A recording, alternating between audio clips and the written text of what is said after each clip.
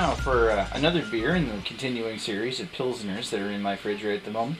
This one is Warsteiner's Premium Verum. This one is a German-style Pilsner lager from Warstein in Germany. It is 4.8% ABV, and one of the more popular ones over there from what I've been told. Yeah, I've sort of half reviewed this one before, but I'd like you to, for the moment, if you've watched it already, disregard that one. I want to give this one a real chance as a real beer. So, without further ado, let's give it a pour.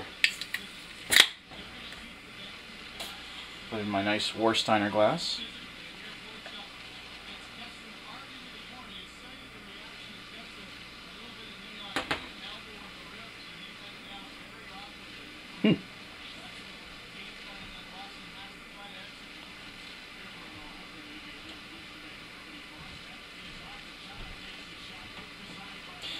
Yeah, well, certainly kicked up a lot of head, whether that's the glass or not. That's the remains to be seen. Let's see. Yeah. Anyway, color-wise, she's kind of a golden straw color, much brighter in color than your typical Pilsner lager. After having a look at Pilsner Urquell and Rickard's Pilsner in person recently, I can tell you that this is a very, very much brighter beer. You can see that through there. You know, they're... Anyway, let's give it a sniff. Very pronounced hop aroma.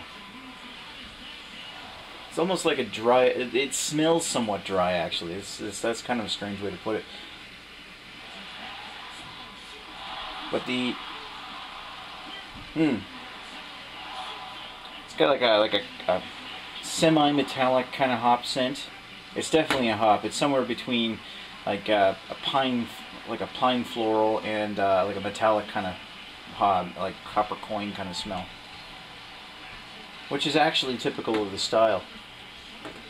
And you can see right now that that head is dying off very slowly and is developing kind of like a pillowy appearance as it goes down the glass. And I add a little bit more in there.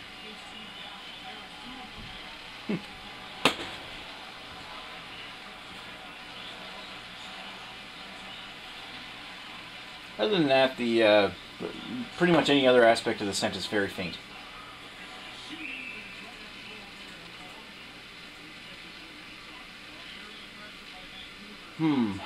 What is that? It's almost like there's a very faint apple juice kind of smell to the hop aroma. Very similar, like Granny Smith apples, something like that. Yeah. Let's give it a taste.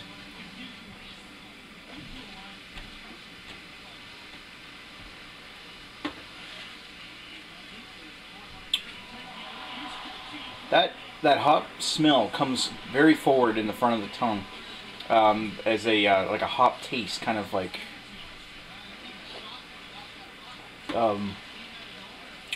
semi-bitter,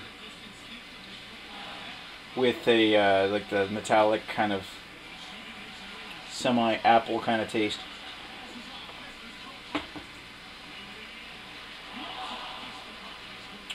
And there's pretty much no taste present or feeling present in the back of the throat. It's actually fairly dry.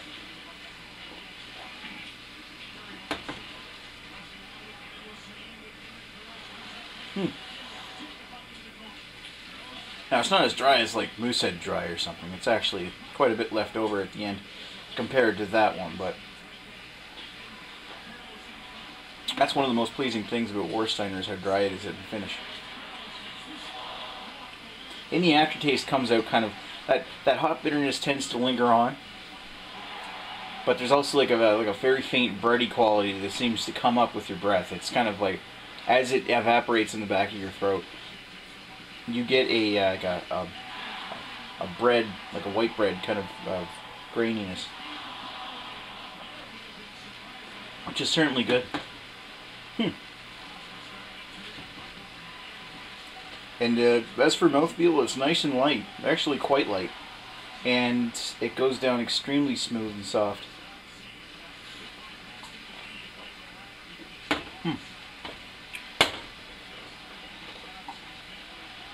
Pour a little bit more of that out. And I think what I'm going to do this time is I'm going to pause this for a second and just think of my thoughts of this beer. I'll be right back. Alright, so what did I think of Warsteiner Premium Verum? I thought it was a thoroughly enjoyable beer. I thought it was nice and light. I thought it was the hop taste carried through the drinking of the beer, and it hit just right. While drinking the beer, it was more flavors like started to come out, but those flavors were of like hints of corn. Could be like maybe they used adjuncts. I don't know. All I know is it did have a slight corn aftertaste, but the kind of like hop bitter with the light bitter with the slightly apple kind of taste was kind of pleasant. Still, I didn't think it was like an A quality beer, so I'm going to give this a 3.5 out of 5, but I'm going to call it a high 3.5 out of 5 for a B+. It's a solid beer, and one that I definitely do recommend if you get a chance to pick it up. Yeah.